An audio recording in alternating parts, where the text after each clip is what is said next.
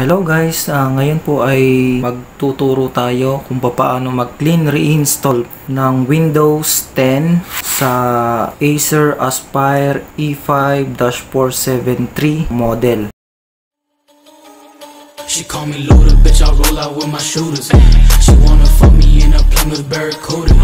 I got my gun on, yeah, she Model. So ngayon, ang kailangan po natin, unang-una po natin kailangan gawin bago po tayo mag-clean reinstall ay i-backup nyo yung mga important files na ayaw nyong ma-delete. Kasi kaya po tayo nag-clean reinstall ay para malinis ulit yung ating operating system or mawala yung mga virus kung meron man. Then, ano pang kailangan po natin? Kailangan po nating i-check mabuti kung ano po yung specs po na dating nakalagay, kung gusto nyong itugma sa kanya yung bagong ilalagay po natin, or kung gusto nyo ay yung dating nakalagay ay ganun pa rin. So nakikita nyo po sa screen na ayan, 4GB RAM, so 64-bit siya, Windows 10. So ang ilalagay ko rin po ay Windows 10 pa rin po, so same OS architecture po yung ilalagay natin. So ang kailangan po natin ay dalawang bagay kapag po magki-clean reinstall po tayo. So, dalawa siya. Pwede po kayong gumamit ng USB flash drive. USB flash drive po, yung bootable, pwede nyo pong ito yung gamitin nyo. Or kasi meron pong mga laptops na hindi na gumagamit ng optical drive or yung sa mga lalagyan ng mga DVD or mga CD po natin.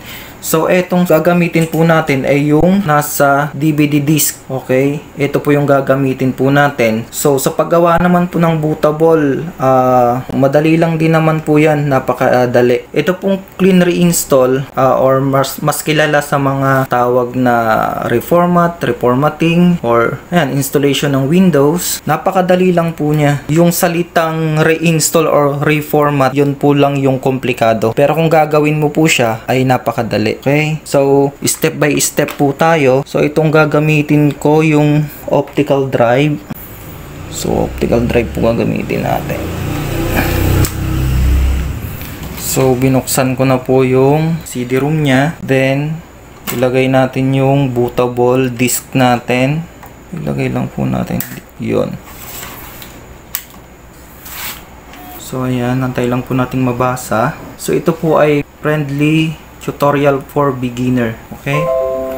So yun, binasa na po siya. Then tatandaan po natin, Windows 10 64-bit po yung specs na ilalagay po natin, yung OS. So ayan, kayang-kaya po niya yan. Yun pong Windows 10, lahat po ng driver ay kasama na po sa mismong installer niya. Kaya hindi na po tayo mag-i-install ng drivers. So yun po yung kagandahan ngayon sa Windows 10. So ang gagawin po natin, papasok po tayo sa BIOS. So ano ba itong BIOS? Ito yung system setup. Kumbaga kapag mag-i-install ka ng operating system or maglalagay ka ng password para sa mga BIOS, dito rin po natin ginagawa yan. Okay, paano po ang una natin gagawin? Restart po natin. So sundan nyo lang po yung ginagawa ko. Restart. Susunod po niyan, pag nag-block po yung screen, pipindutin na po natin si F2. Yan po yung code kay Acer. So sa iba't ibang laptops, computer, iba't iba po yung code niya para makapasok sa BIOS. So pwede nyo naman pong i-research po yan. So usually naman F2 lang. Yung iba tab, yung iba delete, yung iba enter. So depende po yan. So, karamihan naman po F2. So, yan. Nasa BIOS na po tayo. Kung mapapansin nyo po, kung nababasa nyo, yung una is information. Sunod, menu. Magagalaw nyo lang po siya sa pamamagitan ng up, arrow, down, left, mga arrow keys po natin. So, pag nandiyan po tayo, punta lang po kayo sa boot. Okay? So, sa ilalim po ng boot, makikita ka po ng boot priority order. So, makikita nyo sa number 1, yan po yung ano natin, yung optical drive, USB flash drive, sunod USB CD-ROM, USB HDD. So, hahanapin nyo po dyan kung alin po yung device na pinaglalagyan ng installer ng OS nyo. So, nakikita nyo po sa ilalim. So, F1 yung help, escape, exit. So, makikita nyo dito sa bandang ilalim. So ayan, so F5, F6 change values. Okay, so pansinin nyo po yung mga nasa ilalim. F9 setup defaults. So kung gusto mo ibalik sa default, kasi ito po yung setting. Okay, so ngayon kung gusto mong baguhin, punta ka lang sa arrow down, punta ka sa boot priority order. So ito nasa number 1 na siya, pero pag nasa default siya, kunyari default po natin F9 para makita nyo. So yan po yung default nya. So ang gagamitin po natin is yung optical drive o yung CD-ROM po natin. So nasa number 3 siya. Ngayon, itapat mo po yung selector natin, arrow down, punta kay number 3. Gusto mong itaas si optical drive, gawin mong number 1. So nakalagay po dito F5 saka F6 change values. Okay, so pindutin po natin si F6. So kita nyo po, umangat po ng isa, naging number 2 siya. Isa pa, F6. So naging number 1 na po siya. So ibig sabihin, kapag po nag-boot po si system, itong computer nyo, magbo-boot po siya doon sa nilagay po nating bootable device or yung ating DVD disk na naglalaman ng Windows 10 installer.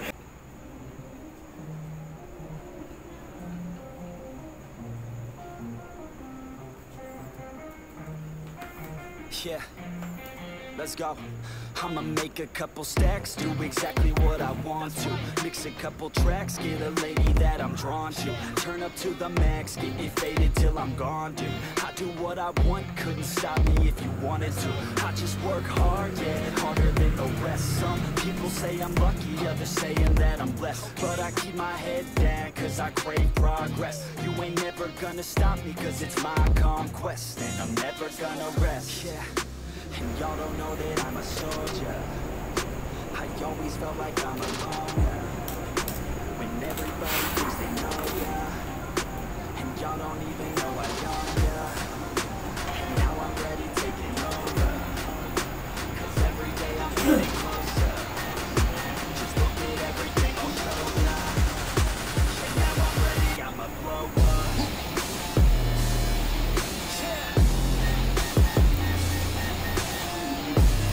So yan po, makikita nyo magbubut po yan sa Windows 10 po na installer na nakalagay po sa ating DVD disk.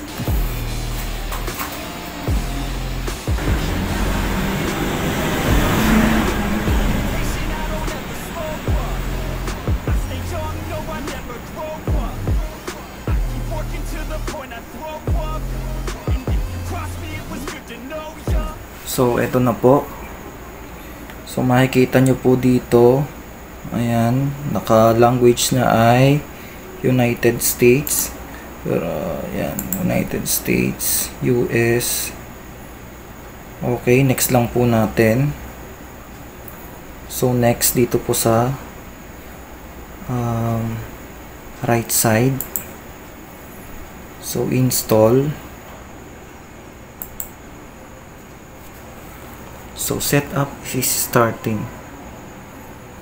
So again, depende po yan sa bilis ng or performance ng inyong laptops or computer. So I accept. Next.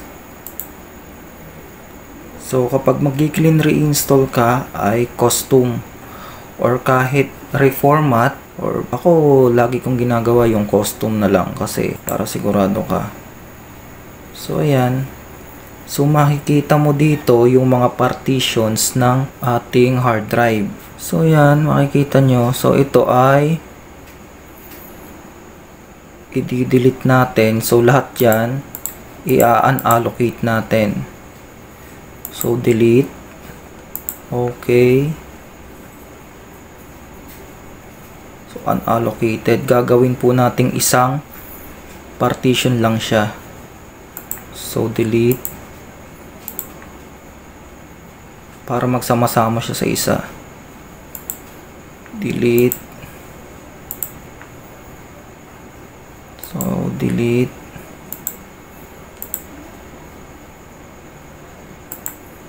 Delete. So ngayon, kung makikita nyo po, 500 gig po yung ating hard drive o hard disk na nakalagay sa laptop. So unallocated po siya. So click lang po natin ito. Then makita ka po dito ng new. Click nyo lang po. Kung ano pong lumabas, wag nyo na pong babaguhin, apply nyo po. So magki-create po siya ng, so ito, to ensure that all Windows features work correctly, Windows might create additional partition for system files. So okay nyo lang po yan. Ayan, magki-create po siya ng partition for system files ng operating system natin or Windows 10. So ngayon, dito sa partition 2, system reserve yung partition 1, yun yung kinreate natin.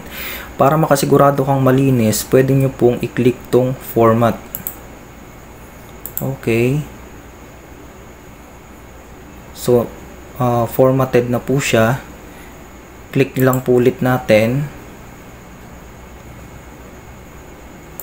Okay, then i-next po natin. Dito po natin i-install yung operating system. Okay? Wag nyo pong i-install dito sa system reserve kasi masyado po siyang maliit. Okay? 549 MB lang po siya. Dito na lang po tayo sa 465.2 gig. Okay? Next po natin. So, ayan. So, installation na po tayo.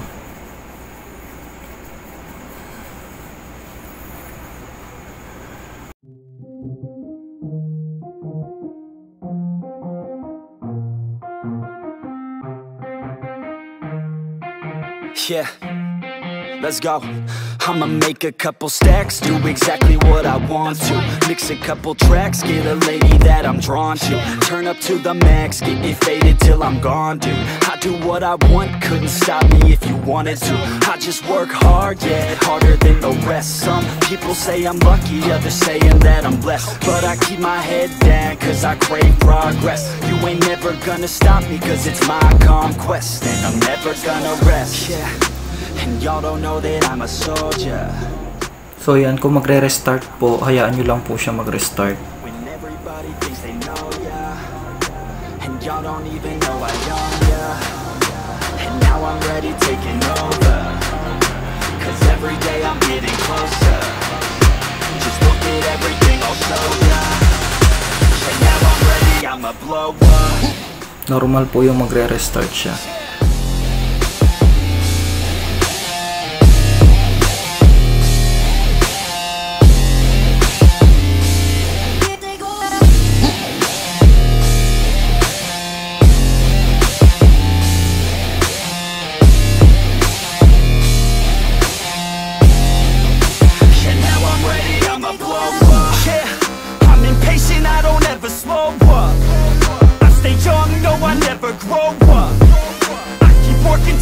I throw up, and if you cross me, it was good to know ya. I'm impatient, I don't ever slow up. I stay young, no, I never grow up. I keep working to the point I throw up, and if you cross me, it was good to know ya. Yeah, oh yeah, yeah. I'm not the type to take no for an answer. I don't deal with people that are like a cancer. Getting devices ready.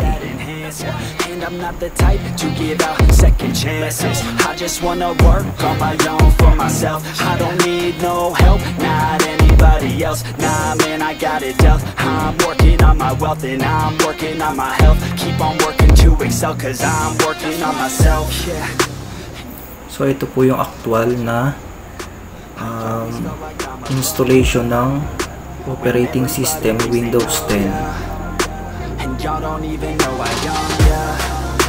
And now I'm ready taking over, cause every day I'm getting closer. Just look at everything I'll show ya. And now I'm ready, I'ma blow up. Yeah.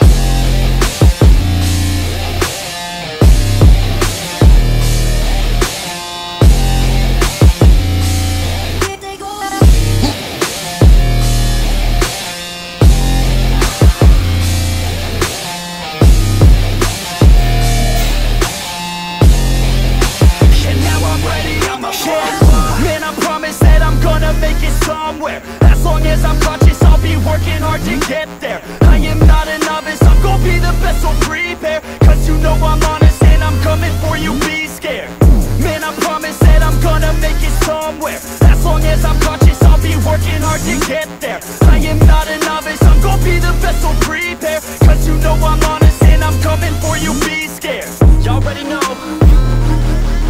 Yeah, that's right. Y'all better watch out. So ayan Hi na. there, I'm Cortana. Lumabas and I'm na si here to help. Cortana. A little sign in here, a touch of Wi-Fi there, and we'll have your PC ready for all you plan to do. You can use your voice or the keyboard along the way, and if you'd like me to stay quiet, you can just mute your PC.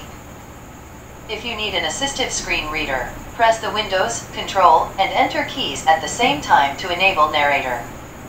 Okay, enough intro. Let's dig in.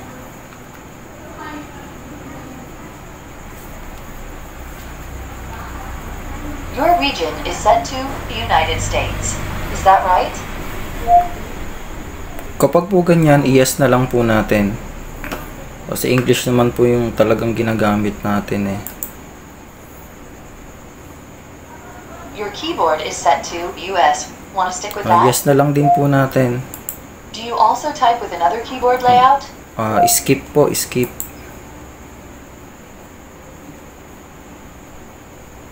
Now let's get you connected Sa to a network. network po, skip na lang That po way you can natin. get updates. Type what you want to name your account. Yan, itatype po natin kung kaninong pangalan po natin o sinong may-ari ng computer or laptop. So, eto. Lagay na lang muna natin si LC. Okay, now type a password for your account. Okay. Temporary password. Lagay po muna natin is... sige. Okay. Next. And one more time to make sure we've got it right. Next. Great. Now, with an offline account, if you forget your password, the only way to retrieve it is with a hint. So make sure it's memorable.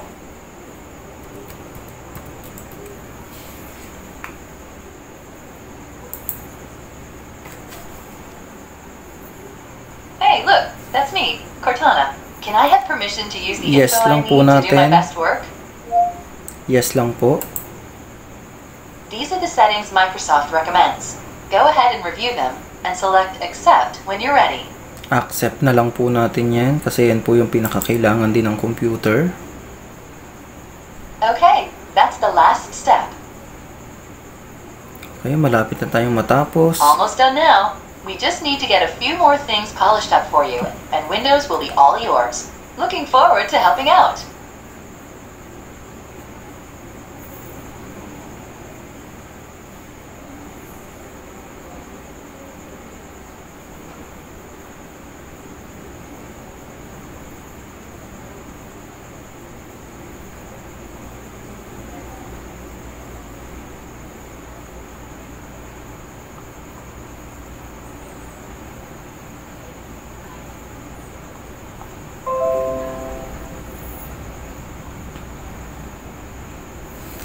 So yun, sa wakas, tapos na po tayo. Pwede nyo po siyang i-activate kung hindi pa po siya activate. Kapag nag-install po kayo. So makikita nyo naman po yan, Windows 10, 64-bit. Okay. So kung hindi pa po activated yung Windows na nakuha nyo, pwede naman po kayong gumamit po ng mga activators. Napakarami po niyan sa internet. So kung may problema po kayo, may tanong, comment lang po kayo sa comment section po natin. Request po kayo kung anong gusto nyo pang gawin. Gawan natin ng video. Kung meron pong hindi naintindihan, magtanong lang po, sasagutin po natin yan. Kung nagustuhan mo to, nakatulong sa'yo to, paki-subscribe naman kapatid, kaibigan, pampasipag sa atin, pangbigay ng motivation kumbaga. Maraming salamat po. Sana ay natulungan ko kayo, naturuan ko kayo. So ito, mangyayari dito ay installation na lang ng mga applications, Microsoft Office. So yun na lang po ang susunod natin. So ihanda nyo na lang po yung mga installers nyo para doon. So dito ko na po tatapusin ang ating pong video tutorial. Maraming salamat. Okay, huwag niyo pong kalimutang mag-subscribe at hit niyo po yung notification bell po natin para maging updated ka sa mga bagong videos na i-upload ko. Thank you and God bless.